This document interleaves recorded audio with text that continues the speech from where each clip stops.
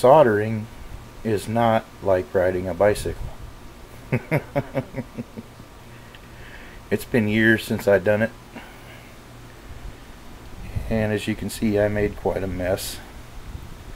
But that's the purpose of this whole operation here, is to get the process down. By the time I got to doing the condenser, things were much neater, as you can see.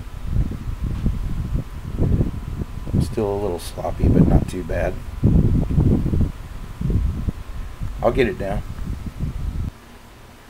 That was the wimpy little torch that I tried to use, which, like I said, I've used successfully for water heater, plumbing, you know, 3/4 inch small stuff. This puppy right here is a whole world of difference.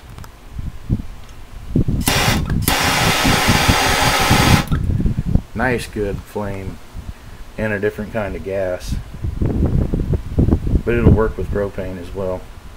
This thing had a weak Mickey Mouse little flame, and I'm not going to light it because I got to light it with a lighter. And anyhow, that's the right tool for the job.